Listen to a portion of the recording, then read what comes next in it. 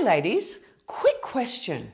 When you stand up, walk or lift something, are your glutes, which is your butt muscles, actually doing their job? Or are they just hitching a ride? I know it sounds funny, but lazy glutes are a real thing. And if yours are underperforming, it could be messing with your back, your hips and your knees, and that ultimately affects your posture and dictates how well you move. So in today's video, we're going to figure out if your glutes are really on or if they've checked out. Let's go ahead and wake them up, Grandma Strong style. So our glutes, which are our butt muscles, are meant to stabilize our pelvis and help us to sit down and stand up, walk upstairs, and generally help us to move well. The glute muscles are made up of three different parts. So the gluteus maximus is the part that sticks out the most, the gluteus medius, which comes more around to the side, and the gluteus minimus. So the gluteus maximus here is a major workhorse and is used every time we walk forward, take a step up, climb, or even run, as they help to keep us stable by keeping the pelvis from rotating too much and keeping our hips in the right position. The gluteus maximus works extra hard when we're standing on one leg, so just such as when we take a high step up and pushing up, or we grab something from the ground. Now when stepping to the side, so out to the side, we also have the gluteus minimus and gluteus medius work together to help us to do that. And you may feel this more in your hips. So when we do a side leg lift, you may feel that, right, you may feel that your hips working. That's because they attach into your hips. They also work to turn the leg inwards. Now, what are some of the signs that you have lazy glutes? You may have low back pain or tightness from the back working extra hard because these are switched off. You may have knee pain due to less stability at the hips. There may be excess curvature of the lumbar region, which is this region that pulls your hips backwards because we have tight hip flexors.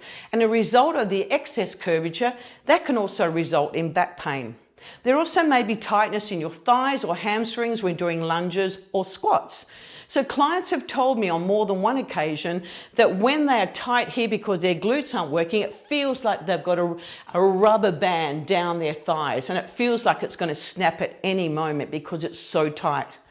And when you're standing on one leg, you may find you're wobbly and unstable, and you may find it hard to use steps.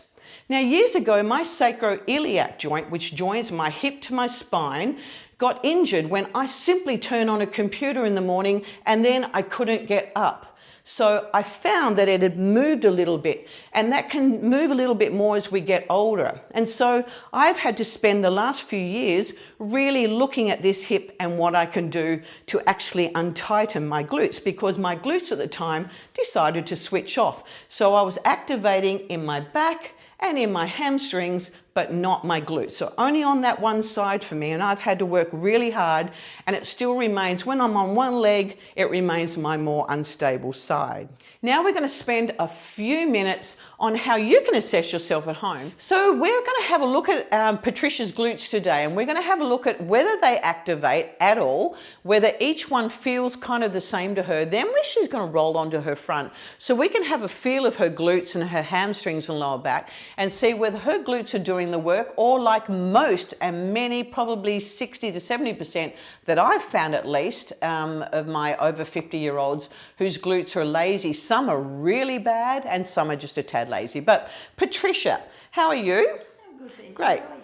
Yes, good. So Patricia, I want you to have a look at her as she squeezes her butt cheeks. So Patricia, imagine you've got a big amount of wind inside you and it's trying to come out and you're trying to squeeze your butt cheeks together. So I want you to squeeze both butt cheeks together. Off you go.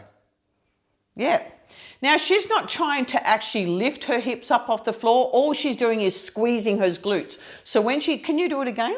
So you can see as she squeezes them, she does a small lift. You can be doing that from a chair as well. You'll find that if you're in a chair and you do that butt squeeze, and you can be doing this if you sit all day at work, then you will also feel those glutes squeeze. So that is how you know where your glutes are. When you do that squeeze, you're trying to hold the wind in and you can feel them actually working. So Patricia, can you roll over onto your front? Okay, so I'm going to see if Patricia's glutes are actually activating in the right sequence as they should. So I'm going to put a finger here on her butt and a finger on her hamstring.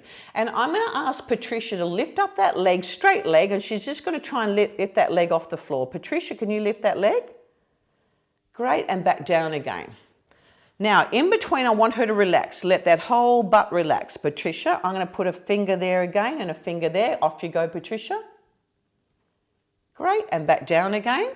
Now I'm going to put a finger on her butt and a finger on her back. I just want to see if her back is taking over before her glute actually contracts. Off you go, Patricia. Great, and back down again. Allow everything to relax, and let's go again. Great, okay. I'm going to come to the, because sometimes you can have one glute for whatever reason. It could be that you've had an SI joint, your sacroiliac joint has had some damage, like has had an injury. And so it could be that that glute on one side switched off, but your other glute's actually functioning well, it's strong, and it's working well in the right sequence. So I'm going to have a look at Patricia's other glute and just see what we're doing here. So Patricia, same thing again. When you're ready, lift up. Great, go back down again. Allow everything to relax. Good, let's go again. Good, and back down again. Now I'm going to take a hand on Patricia's butt and into her lower back, and I'm going to get her to lift up again. Great, and back down again. Let everything relax, and let's go again. Great. Now, a really interesting thing, because when we're doing this test at home, you probably need some help to do it because it's a bit hard to get your hand all the way around the back. But you can have, so when I get Patricia to lift up her leg, she can have a great activation of these glutes. They can be strong and they can be working well, but they're in the wrong sequence. And this is what I had at one stage when I did a bit of a twist to turn on a computer in the morning, and I did some damage to my SI joint. It went out of place, and I've had to deal with that since. So she can either be strong here, but in the wrong sequence here. So I can feel, and particularly for Patricia, I can feel the hamstrings contracting first and her back, her lower back. And then this is last. So she has what you call lazy glutes. So not too bad, just a slight lag, but she's still got lazy glutes. As I said before, sometimes you can have one side's lazy, one side that's not. And the other thing is you can have lazy glutes, but also weak, really, really weak. Her glutes actually contracted quite well, but they didn't contract in the right sequence. So I would say that Patricia's butt is not so weak, but it certainly is not activating in the right sequence. So there's work to be done on that.